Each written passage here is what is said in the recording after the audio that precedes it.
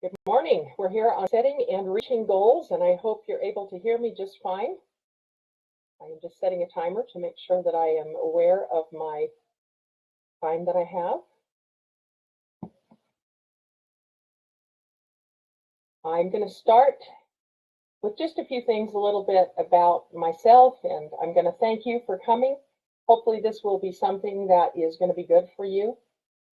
I have been thinking a lot about goals and goal setting, and it has really made me aware of how I am setting goals. There are some important things about setting goals, how to do it correctly. If you're like me, in years past, I have failed at the goals that I've set. New Year's comes and I've got goals, and usually by March, they're gone. So we don't want that. We're going to try to make it better. Now, there is chat available. If you do want to get on here and mention something, that would be great. And I am not necessarily seeing my chat box. So I'm going to make sure that it's here. And pull it open there. I may have to have some, yeah, I'm not seeing my chat box. I'm not sure where my chat box went. So I'm going to have Casey's going to hopefully kind of watch on that. All right, my background is that I was a nurse for 14 years, and then my husband decided that we needed to move to Saudi Arabia. Oh, she's saying yes. Okay, and so we spent 4 years in Saudi Arabia, and that was an education in itself, living in a totally different country with different values and a culture from the United States. And then when I came back, I started working in a school library. I moved to public libraries, and that's where I met Carrie Rogers Whitehead. We worked together on some things. It was a lot of fun, some good years back then. And then I spent my career at the end being children's librarian, which I found I loved. I loved story time and programming. And then I have quit to come to California to babysit some grandchildren for my son. I believe that working for digital responsibility is important. I love this job. I've just barely gotten into this. And this is a service that people really need, to be able to teach children about what is appropriate for computer use and how to use computers. If you've read Carrie's book, she mentions that in her 15 years of teen librarianship, she saw teens on the computers, which kids can get on in the library and they can do it for free, that they do all kinds of things that are not appropriate or safe, or even healthy for that matter. So let's get into this. Some of this is going to be about setting digital goals, and some of it is just going to be mostly, probably for the most part, is going to be about setting and reaching goals, because it doesn't make any sense to set a digital goal if our regular goal setting procedures aren't the best. So that is what is me, and I'm going to go to that slide. So there I am. You can't see me on screen. Now, the question sometimes helps to ask what something is not. What is not a goal? We might say, I dream of owning a mansion someday. I wish I had $1 million. I really hope I can pass this test. These may give rise to goals, but they do not have the process and the effort that it takes to be able to accomplish the goal. So, what is a goal? A goal is defined in the dictionary as the end toward which effort is directed. And I find 3 very important words there. You got to have an end. You got to know where you're going. And you've got to have effort, but you've got to have it directed toward your goal, or it isn't going to do you any good. I'm also going to talk about the difference between short-term goals and long-term goals. They're very different. For short-term goals, you might be saying, by this date in a month, I'm going to have this report written or this done. And that's fine, and we can usually handle those things pretty well. But when we go for long-term, life-changing goals, we're talking about habits, something that's prolonged that we have to do day in and day out. And that is where things get difficult. I recently read a book about that by James Clear. The title is Atomic Habits, and he talks about how you piggyback a new goal onto a new habit, onto an old habit. So for example, I wanted to exercise more. So I've told myself when I get done with some study in the morning, after that, I'm going to put on my exercise gear and I'm going to work out. And so far, that has been a very effective way for me to start making a goal to be healthier and more fit. And it's not a big deal. And I'm not so concerned. I'm not focusing on, oh, I want to lose 50 pounds by this date. Instead, I'm focusing on, no, I'm just going to be healthy. Every day I'm going to eat healthy. And that is really working for me. So you can try that. Now, have you ever left a meeting wondering how you were going to accomplish the goal that you were given? Or how your part of the goal was going to work, what you needed to do, all the specifics? I have, and I find that I am very much a Google Earth person, meaning that I want a 40,000 feet looking down view of what the goal is. I want to see the beginning, the end, and all the moving parts in between. But goals do have some really important things that they give us: order, structure, direction, energy. When I have a new goal and I'm excited about it, I'm up. I feel like I'm going to grow mentally and intellectually. I have a sense of developing self-mastery at times, new skills, behaviors. How about even just meeting new friends and working with them and getting people skills or making connections? Those are all a part of goal setting. We may start a goal for money or status, and those are also reasons, but we gain so much more than that. I'm going to ask you to look at these two shapes. Which shape is more pleasant to look at? You can choose left or right, and you can just type an L or an R. You can type the whole word, and we're going to see what happens with this. Now, I can't see the chat, so I don't know what's going to happen with this, but I'm going to make an assumption about this. But I'm not going to tell you what it is yet because you're supposed to be typing which shape is more pleasant. Did I give you enough time? You have to be fast. So L for left, R for right. I drew the one on the right. I hope I'm a better artist than that. I tried to make it sloppy. Okay, let's see. All for the left. Awesome. Well, that just confirms something about our minds.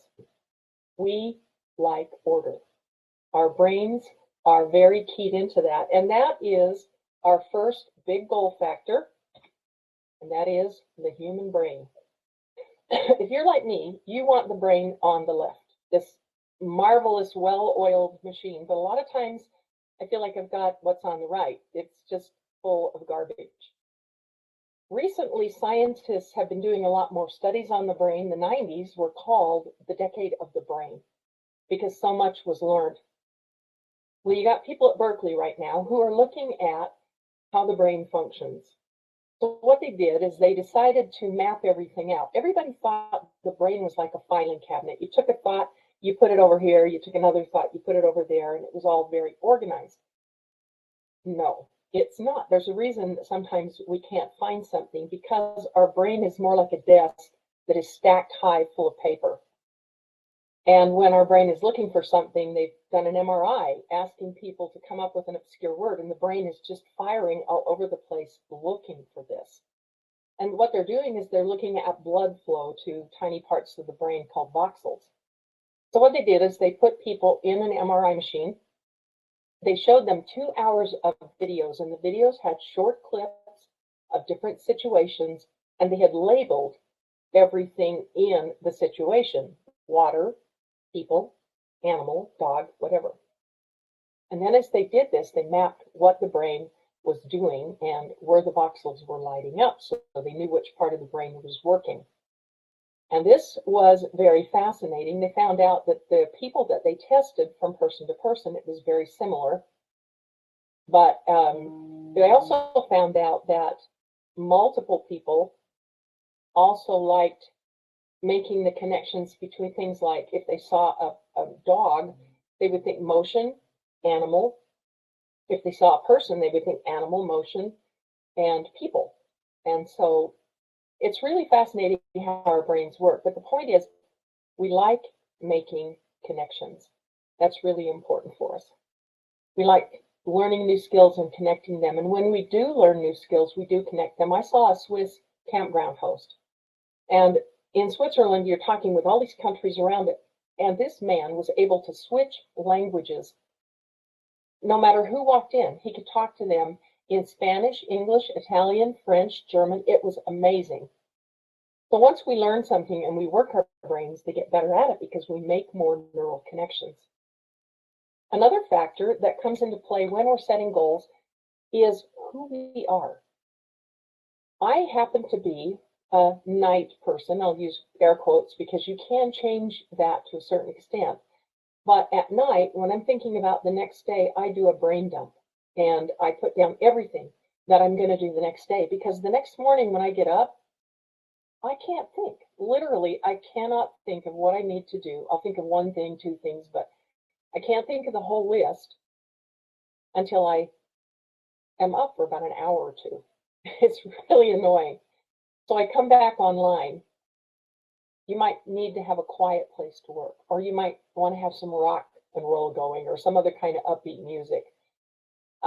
My husband likes to keep all of his things in a pile of papers on his desk, and he goes through them when he wants to find something. For me, I am the nerd from the Far Side cartoon.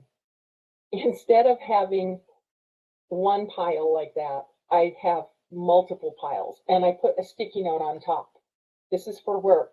This is for mailing. This is for this. And I'm just like the nerd that goes and paints on everything: dog, tree, car. He labels everything with a big paintbrush.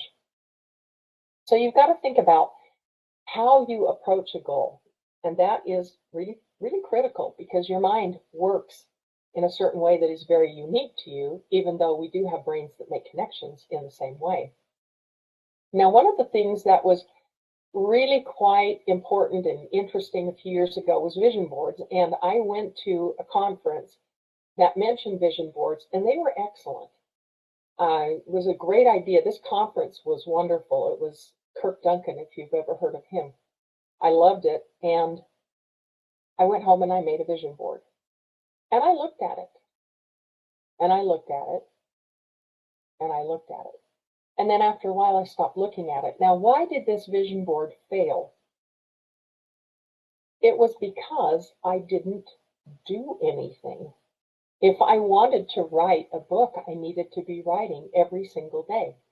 And just wanting it is just like wishing for the goal, which is not a goal. One of the big goal factors that I have found is time. Getting a sense of how long a task takes time. It really does. It takes a sense of that. Now, we're all given the same amount of hours in a day, and we have so many ways to spend time, and we have a lot of ways to recreate, and we also have ways to waste time. This is a big part of what digital responsibility does, and it's a part of digital citizenship. How do we model citizenship for our children on our devices? Hopefully, we're doing a good job of this. We should have set times when children use technology and times when they should be doing something other, healthy, running, jumping, sports, riding a bike, not with a screen in their face. It's so tempting to use screens as a babysitter, but it is not a good idea to do this all the time, because we're teaching our children a habit. And habits turn into, like I said, lifetime goals. We also don't foster relationships when we are in front of a screen. That doesn't happen. So how about if we take the time when we're online to teach a child how to look at a website and decide if it's accurate? Or let the child produce a message for a family member online on some sort of a communication app like Zoom or Marco Polo.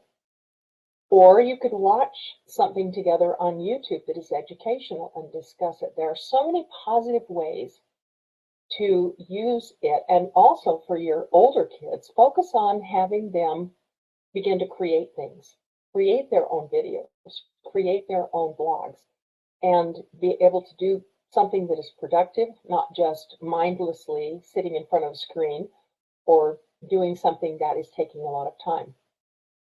The internet's great, devices are great, but they can take our time.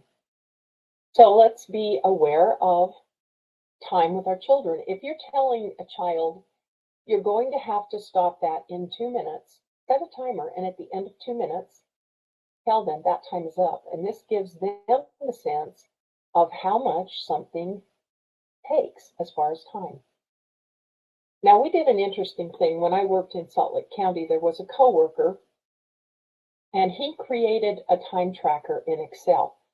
So in the far left column, he had increments of time, and he had all of the devices, well, the programming set up, the formulas, that's what I'm looking for. The formulas were set up so that you could start that time tracker at any time, and when you did, it would fill it in for 8 hours for 15-minute increments. Then along the top, on the top row, he had listed common tasks that we did as librarians. So there was checking email, doing a program, actually planning a program, in a meeting with somebody, out doing outreach, and so on. And all we had to do, it sounds overwhelming. Every 15 minutes for 8 hours, that's a lot. But what we ended up doing was at the end of about every 30 to 45 or 60 minutes, we would stop and say, well, how much time did I spend on this? And we would just kind of note. I got done checking my email. That took me about 15 minutes. So I'm going to use that. And then we filled in a number 1 in the box on the Excel sheet. And at the end of the day, it was totaled up. And it was a wake up to me to see how I used my time. I didn't realize that I spent so much time planning programs. And that allowed me to pull back and say, do I need to delegate this? Or do I need to find a better way to do this? Do I need to find resources and not create things for myself? And that was very helpful for me. So another thing that is important part of goal setting, and you might not think about this so much, is conducting conversations. There are basically 3 different types of conversations. You can be talking with a friend. You can be talking with a business client or a boss or somebody who's a leader, or you can be talking to somebody who is going to waste your time. And that's something that's kind of hard because we are responsive and we are kind listeners, but these do happen. And I found this in working in a library system. You would be surprised how many people walk in and think that you're Dear Abby. So let's talk about conversations. Communication is critical.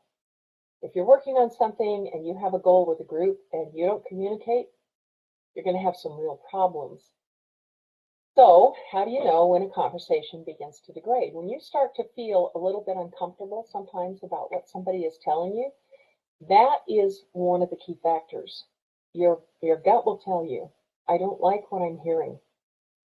And then your brain just has to recognize that and decide how you're going to end the conversation.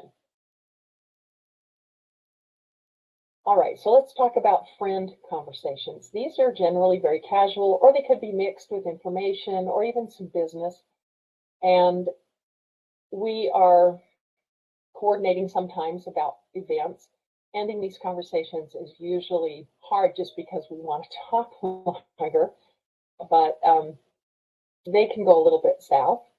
So how do you end something like that? You know, there's the typical, it was great to talk with you. And if you even are comfortable, you can touch them in some way and say, wow, it was great to talk with you. Can we talk later? I would love to. I'm going to run now. I have another appointment.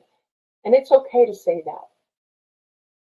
Usually that's not a problem, though. Business conversations are also very great. They provide feedback and clarity on goals, motivation. They can increase our commitment to a goal, but you may need to politely move on. I have had supervisors who have liked to talk, and I'm standing there thinking, oh, I've got to get back to my desk and I've got to get this done. So how do you end that when you're talking to a boss? You can say something like, it was fabulous to just chat with you today. I've got some great ideas and I've got some great direction, and I'm going to go back and I'm going to start on them. So if that's all right, I'll give you an update later if you would like. And I'm going to be hard at it. And then you can say, thanks for the ideas. And they should respond usually with, okay, you're welcome, and you're free to go. If you are communicating as a leader, find a reason to praise people. It's really, really important. If you're trying to end a conversation, praise can make it a lot sweeter if you have to cut something off when somebody's not happy with it. Now, you might hear my grandson at the door. I told you I was babysitting kids. All right, now this also includes email. This can become an all-day thing, and you have to come back and check everything. Unless you're waiting for something important, you're checking it over and over again because we hear the bing, and we want to see what's happening, and we check the phone, and we see what's happening, and that's awesome. And that's a bad habit to fall into. Children also need to learn how to do this as well. These are life skills that are not taught in schools. So now let's talk about problem conversations. These are usually those that are very uncomfortable, or somebody is asking you to do one of two things. They're asking you to side with them or to solve the problem for them. And they're usually asking you to solve a problem that you are not qualified to solve. You need to terminate these respectfully but firmly. Some people need to vent, and that's okay. But there are people who are negative or constantly hung up on a problem, and it's very difficult to deal with these kind of conversations. You can validate their emotions. Be careful about people who want you to speak for another person. Why do you think so-and-so does this? That can be a very bad conversation. When you come into a group where there's a negative person, you can always change the direction of the conversation. One way to go back to head on is to say, well, that's too bad. What would you like to do about it? This hands the ball back to their court and kind of makes them think about it a little bit more. But you have to remember that most people, and my son, who is a marriage and family therapist, has told me that most people who struggle with these kinds of things are insecure. They feel shameful or angry. They're holding a grudge. They might be overly stressed, or they may even have some sort of a medical or emotional issue. And so we do have to remember that with these people. Now you're going to think about this, hopefully, as some good advice to take about saying, I don't know. You might want to ask them. All right, moving right along, let's move on to the third goal factor. This is tools. My son has an awesome toolbox that looks about like this. I know I can go and get what I want and accomplish what I want to accomplish. So this is huge when you need to do something and you have got a goal. You've got to know what you've got and how to use it. As a librarian, I saw children who were great at using tools like a computer. They were great at gaming, but they didn't have a lot of critical skills. They didn't know how to avoid involving themselves in plagiarism while doing the homework, knowing which sites were best for the type of homework they were doing, and some of them did not know how to stay safe. When I was in high school, I took a shop class. I was one of 4 girls who started the class, and after 2 weeks, I was the only girl in the class. What motivated me to do that and set that goal to take a shop class was I said to my parents, I want to have a desk in my room. My parents were struggling financially at that time, and they said, we can't afford to get you a desk. My dad jokingly said, if you want a desk, you'll have to make one. That's the kind of kid I was. So I signed up for the class, and thanks to a good instructor who could help me with the tools and all these great tools. They had a lathe, they had a big sander, they had air tools, they had all these kinds of saws that would do everything, every kind of cut. I actually made a desk. It wasn't the best, but it was usable, and I brought it home and had it for many years. And I want you to contrast that with later on when I took a miter box, an old-fashioned wooden miter box and a handsaw, and I was going to make picture frames, cheap picture frames by using molding. And I tried to do it in a hand miter box with a saw. And the wood was moving everywhere when I tried to saw. I couldn't hold it very tight. I didn't have the clamps to hold it in place. And you can imagine how those picture frames looked. I didn't even use them. It was so bad. So tools really, really make a difference. Now here are the key principles of goal setting. First of all, clarity.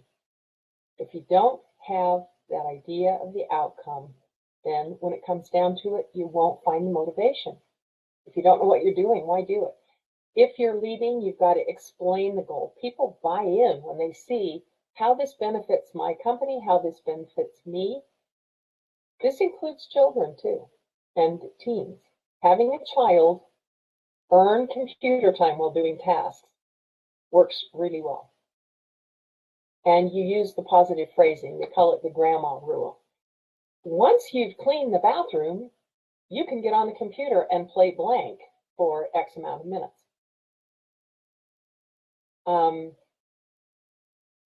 The second principle of goal setting is challenge. You have to have somewhat of a challenge to grow. That's absolutely vital. And the third principle is, how important is this?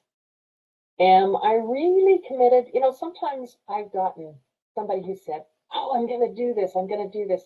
And they talk it up and they make it sound great. You know, I'm going to start a blog and I'm going to blog on this and that and the other thing. And I'm going to post recipes. And I think, oh, that's so cool. I'd love to do that because that's how I am. And then I go, wait, do I really have the time for that?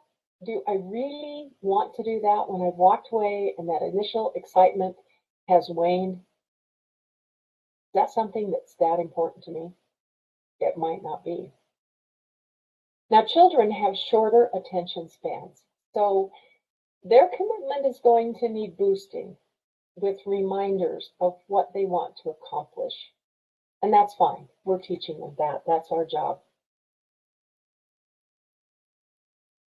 The fourth principle is feedback.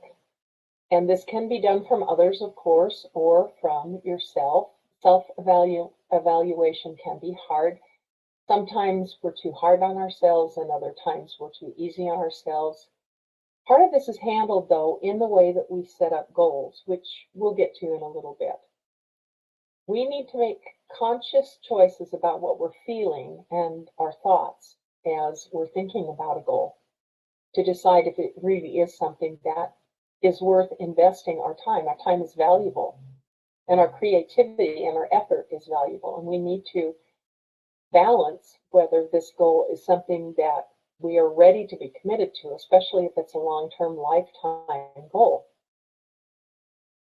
Also, if you're giving feedback to someone in a company, if you're a leader, a boss who just walks in and says, hey guys, good job, that's nice, but it lasts about 2 minutes and then any kind of warm fuzzies are gone. I had a principal who was fabulous at this. He watched his teachers and he knew what they were doing, and he would pull them aside in a public meeting. He'd stand them up, put his arm around them, and he'd say, I want you to know that Anne has been helping children in her class who are struggling in math by using these manipulatives, and she's got groups going and it's working well. Those kids are coming along. She's done a great job. And that just meant so much to everybody when he did that. And when he had to talk to somebody about something that was a little bit unpleasant, he never always did it in private. And so I want to give you an example. if you want to, say, have a child put away a box of blocks, and as they're working, you get them going, and you might want to help them get going, and you say, as they're going, thank you for putting the blocks away so neatly in the box. They're all fitting in there so well, and they're not going to fall out, and they're not going to get lost. Now, what have you just taught that child? You have taught them gratitude for their actions, that you're glad they're putting away the blocks. You have confirmed the correct way to do the job and why they should do the job that way. And then they can take a moment, excuse me, to find some satisfaction in a job that is well done. So this brings us to this key principle of goal setting. Is the goal too complex? Is this something that you don't have all the tools for yet? You might need to get the tools, but you're not there yet. I used to love to play tennis. If I would have played with an 8-year-old child, it would have been very boring for me. And if I would have been playing Serena Williams, I would have been off the court in 5 minutes, too frustrated to play, because she'd send those serves singing right by me and I'd be gone. When you think about complexity, and especially if you're a leader and you're setting up a goal, you have to think about this little ditty. I love this. This is humorous. We, the unwilling, led by the unfeeling, have been doing the incredible for so long with so little that we're now ready to do the impossible with nothing. We shouldn't try to get to that point where we are trying to do the impossible with nothing. So when you come up with a goal that is an elephant, you can ask yourselves all these questions. First question is, can I do it? How much time do I have? And even, do I want to do it? How much time do I have to do this? Or how much time am I going to spend on it if it's long term? Where do I start? How do I divide this up? There are cost factors with many things too. Where do I find elephant recipes? That's a good one. And where do I find a really big plate? And then as you think about this, well, should I start with the trunk or should I start with the ears? And that will allow you to kind of think through a goal and say, am I actually going to be able to do this? It's depressing to want to do something and know that you can't, to not have the tools. When I was working with Carrie in Salt Lake County Library, we did an anime convention. It was called ToshiCon, and I was given a job that I didn't want. It was to have a vendor market. This was a huge event at a big conference center, and they were going to have a place where people could come and they could sell their goods. And I thought, oh, that is the last thing I want to do. So I accepted it, and I started working, and I started learning. And as I went along, it got easier and better. And finally, when the day came that we had this ToshiCon, and all the kids, all the teens came, and they were dressed up, they were having a good time, and they came in to shop, I was able to stand back and feel very proud that I had been able to do that. It's important to do that. When you make a goal and you come through that process to the end of the goal, it's okay to stand back and say, I did a good job. I even have a little fan on a red chain that one little Oriental lady, she could go over to the Orient and bring stuff back for this when we did it for a few years. It was pretty amazing. But a part of this is metacognition. It's the ability to recognize and comprehend your own thought process. Knowing that you don't have something you need is different from being scared of a goal. Big difference. You have to be able to analyze that, analyze your fears and doubts, and whether they're valid. All right, let's move on to this little slide here, which I love. This is a school kid's plans for the future. He's going to get a girlfriend, kiss her, and then rule the world. Now, if he doesn't find a little too much complexity with number 3, I'm really seriously a bit worried. All right, let's move on to SMART goals. It can be specific, measurable, achievable, realistic or relevant, and timely. These are what help to clarify the goal and to see if you're getting down the goal pathway the way you need to. Specific clarifies the end result. You might be saying, I'm going to update this, I'm going to write this, I'm going to coordinate this, develop this, maintain it, plan it, implement, support, produce, administer, whatever it is. Those are specific words that help you hone in on the goal. Specific clarifies these two statements. I want to save money versus I can save $1,000 by the end of the year by cutting my entertainment budget and working 6 Saturdays in the year. So it's very, very specific. A goal needs to be measurable or you don't see the progress. And you can segment your goal into times and tasks. And this isn't just time. This can be productivity. It can be customer satisfaction, anything that you can get some kind of metrics on to show progress. All right, so achievable, attainable. This is the measure of complexity and also the measure of whether you want to do it, whether you're willing to do it. The R stands for relevant or realistic. This helps you decide if the goal is something that is needed at that time. I've seen this happen too in meetings where somebody gets very excited about a goal and they start to really push it, but it's ahead. It's just a little bit ahead of where it needs to be.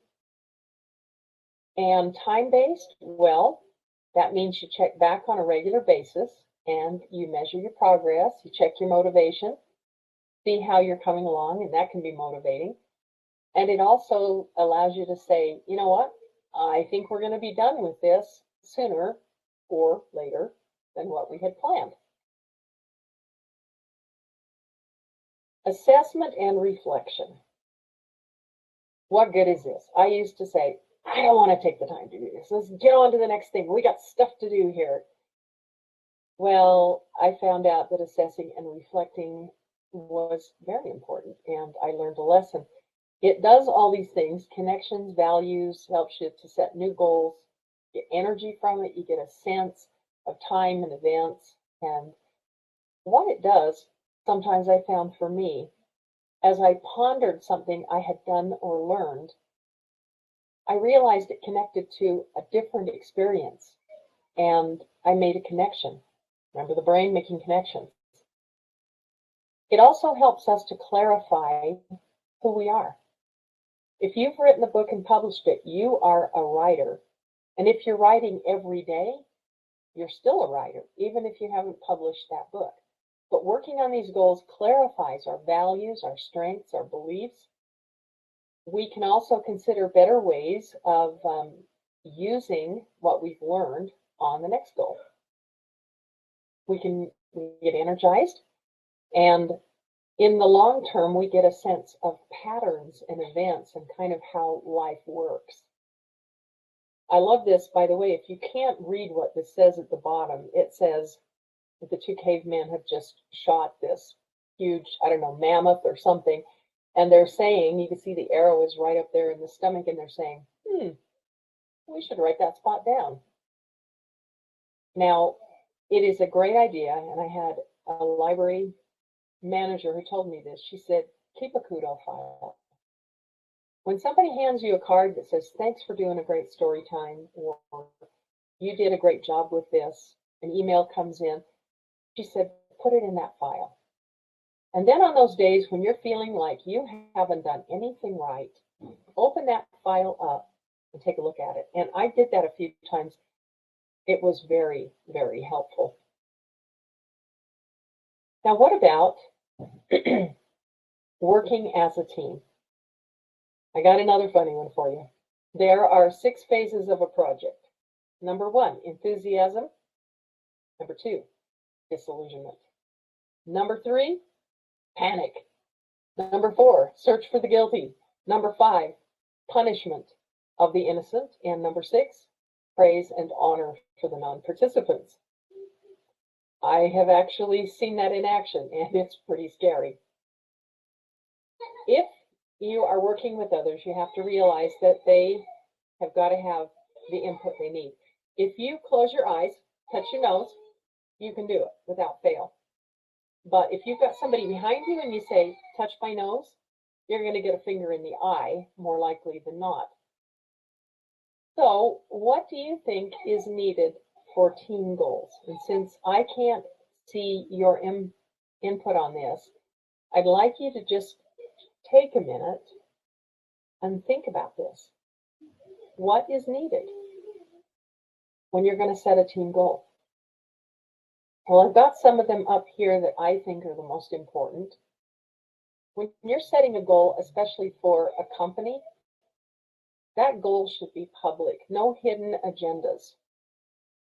If you've got people and you're asking them to provide input, listen to that input and see if it's something, see it from their point of view. Think about it for a while and see if it's something that you might actually need to use, because it's very good advice, even though right off the bat it seems a little odd. You are a group and you have a group identity with everyone having individual tasks, but the group needs to focus on where are we going. If you lose that, if you get people who become negative or gossipy, or they're doing things that stop the group, you're going to lose momentum and you're going to start losing your identity. And this is one of the hardest things. And this is why I talked about the principle that I had that was so good at publicly praising and privately correcting people. That helps with the group identity. Have meetings together and give some rah-rahs out, because it makes a big difference. Communication probably should have gone at the top. That's critical. Some companies need to have somebody who's just in charge of communication for the whole group to make sure that everybody knows every phase, especially if you've got something that's complex going on. You've got to have that communication, and it has to be timely. Talked about specific praise and private correction, and then when it's all over, man, celebrate. You know, go out and get a pizza for everybody, or whatever. So talking about team goals, I enjoy watching football. I don't watch any other sports, but I will watch a football game because it's so complex, and yet it has one simple goal: win. That's the goal of a football game. And it's kind of like chess with really big guys moving very fast. You've got an offensive team, you've got a defensive team. The offensive team is trying to make it down the field to the goal. There's a reason it's called that, and score, while the defensive team is trying to stop them. Your goal should be all in for offense, moving down the field, nobody playing defense and getting in the way. The problems that you encounter that just come up, the difficulty of tasks and what you might need to do or change, constitute enough of a defensive team. There are different positions on the field with different skills. You may have running backs, or you might have a fullback or whatever. And if you've ever noticed, they always have constant communication. They can have a huddle. They have play calls. This tells the team how to line up and what to do. All the team members are looking, and if they see the defensive team moving somebody around, you might see a player point to that, so that everybody notices, hey, look at the defensive team who's trying to stop us. They're about to do something different. So there are many different types of plays, and they're all meant to get that ball through, over, or around the defense, the problems. Now the center gets the ball, and he gets it to the quarterback. And the quarterback has a choice. He can run the ball himself, he can throw it, or he can hand it off to another player. So you have to make choices when you're the leader of a team, who's going to do what. But as long as you communicate it, that's the thing. That play has already been communicated. Just one player who doesn't do his part leaves a hole in the line, and that will turn into a turnover if the defensive team gets the ball, or it can be a failed fourth down, and the other offensive team comes out, and then you're playing defense, which when it comes to goals is not a way to make progress. When your goals have hidden agendas and you don't use the whole team, or if you have people who cause dissension, your team won't function. Poor communication, lack of specific praise, all of these things, big, big things. Now, have you ever thought of this as applying to children?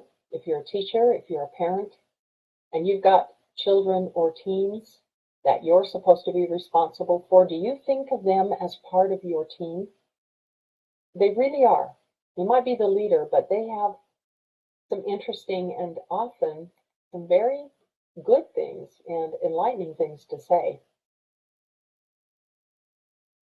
I read a book, actually I listened to it as an audio book. It was called Extreme Ownership, and it's by Jocko Willink and Leif Babin.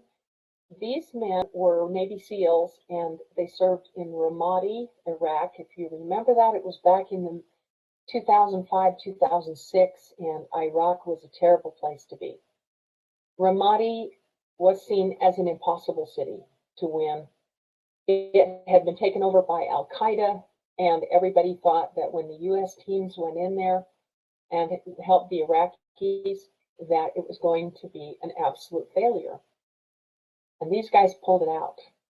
And they have taken the kinds of experiences that they developed in Ramadi and started a leadership business called Echelon Front. They've taken what went right and what went wrong, and they have applied it to these businesses, and they found that it's applicable because they set goals and they carried through. And they were in a very high stress situation, entering a building or trying to secure a city block, frightening things to do.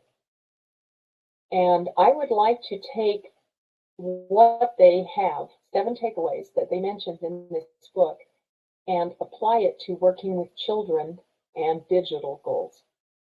The first one is seize accountability. If you're the parent, be the parent. If you're the teacher, embrace being the teacher.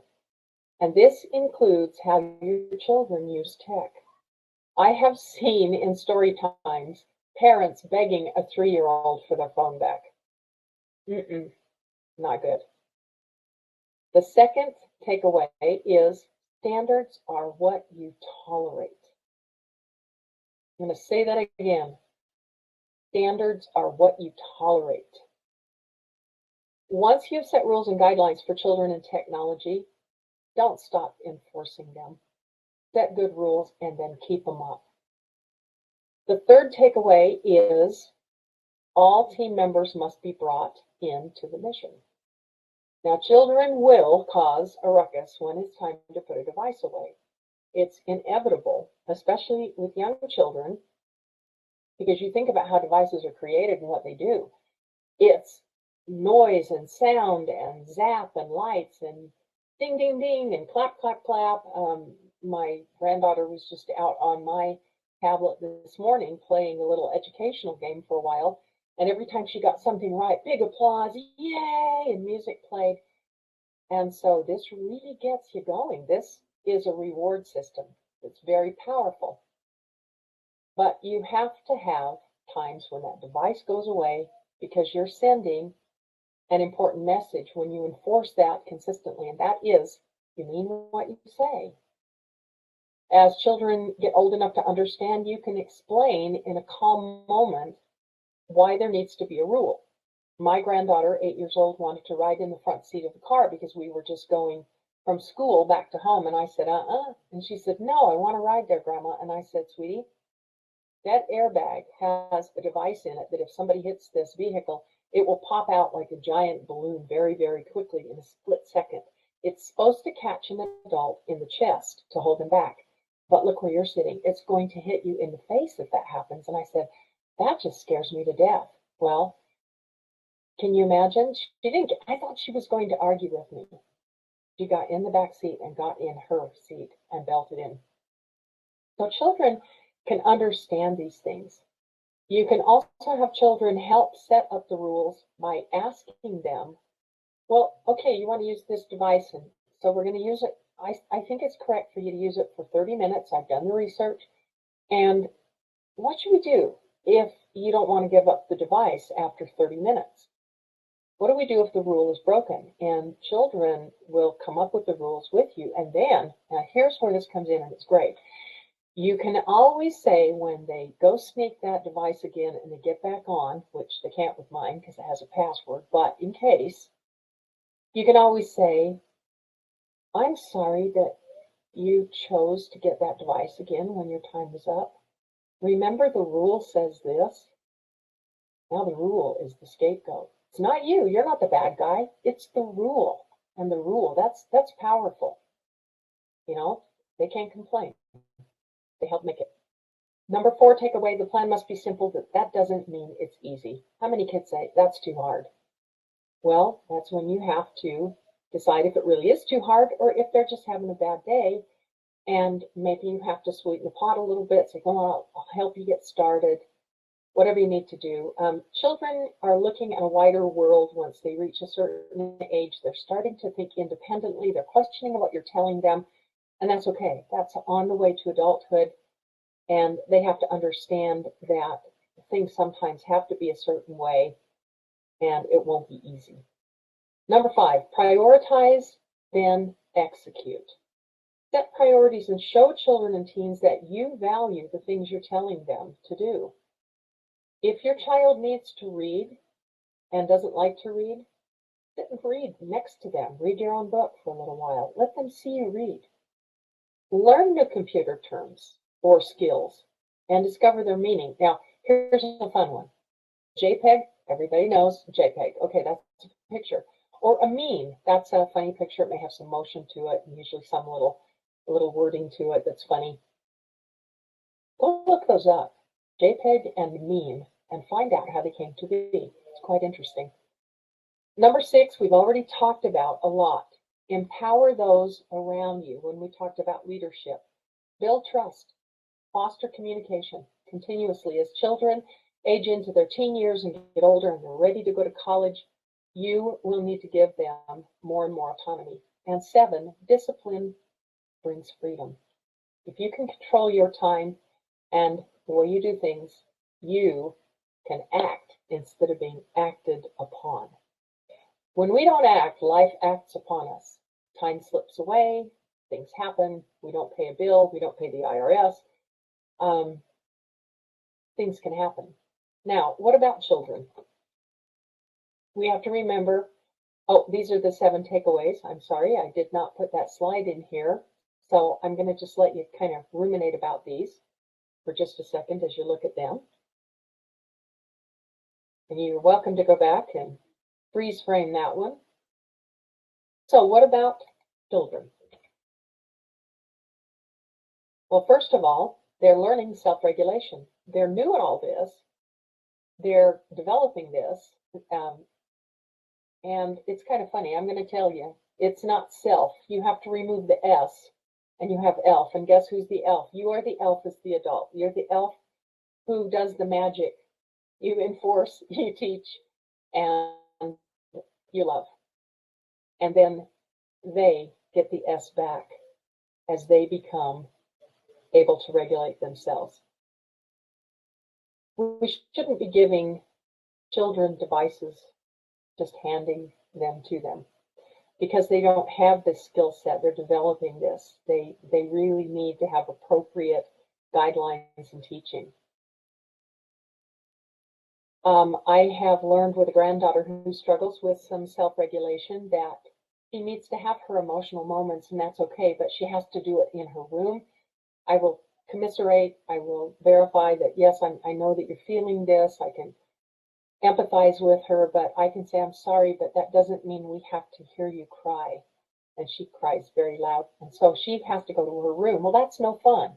And then when she's calmed down, we can talk about breathing and visualizing and yoga and whatever else. You can give children choices.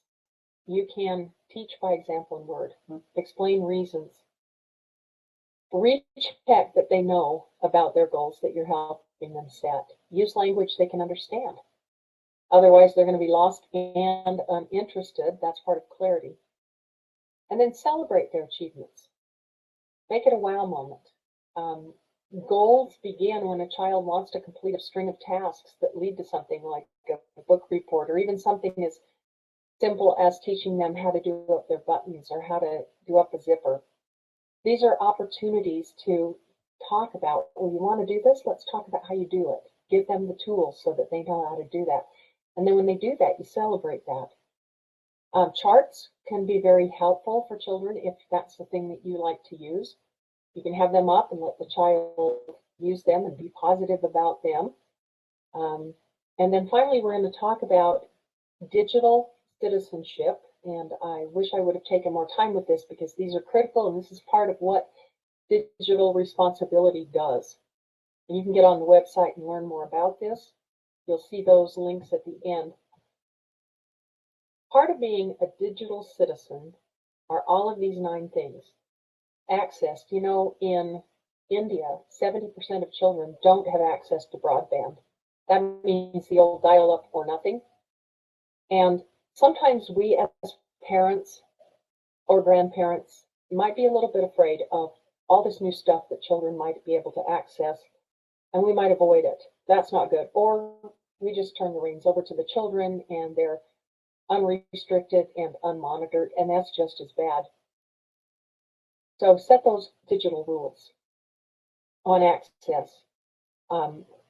E-commerce is a big thing. And at what age would you allow a child to buy something, and how do you control that? Communication, anything that is communication is going to be something children need to learn how to do because they're living in this world of digital communication, and they do need to be literate. They need to know how to use devices. We can feel overwhelmed at teaching our children how to use this, but this is the water in which they will swim. So go ahead and talk to your children. And if you don't know how to find something, pull your child over if they're old enough for what you're doing and it's appropriate. Say, hey, I was going to look this up. Let's do it together and see if we can figure it out. Does your child know how to vet sites? There is a site that is about the dangers of dihydrogen monoxide. It's dhmo.org. That is D as in Delta, H as in Hotel, Mike, M as Mike, and O for Oscar. dhmo.org. It is hysterical. It's a totally bogus site, and you'll find out what dihydrogen monoxide really is. But I've had some classes that I've presented to really going, thinking this is something that needed to be banned. All right, digital etiquette. We don't see a lot of digital etiquette sometimes online, and that is sad and scary. Digital law, rights and responsibilities, and health. How much time are you spending on the computer? The 3 M's of digital parenting are model before age 8, about age 8 and after, manage their computer time, and when they get older, about 13, then monitor what they're doing, giving more and more freedom as they show you that they can be trusted. I don't know if there are any questions out there. We have about another minute. If you would like to type something in, and I'm not sure how to get that answer to you since I can't see the chat area part of this. This is very strange. I don't know what's going on. But the point is that you got to teach these skills. Kids do not learn these by themselves. I want to thank Digital Responsibility for what they're doing to help children. It's just a small drop in a pond, but it can have a big effect. Just like a small goal set can have a big effect as well. Okay, it looks like I'm being told I can be sent questions, and I can have those. Looks like it looks like nobody is popping up with any questions. Hopefully that means that I covered a lot of things. Maybe I gave you too much to think about. I hope not. But we do have some sources here if you want to look at where the information came from. These are the sources. very good ones. And I just want to thank you for attending and listening to this webinar. I hope you had an enjoyable time. I'm going to sign off now and hope you have a fabulous day. Not just that you have a fabulous day, but that you go and make it a good day, because that's really what we're supposed to do. Take care. Thanks again.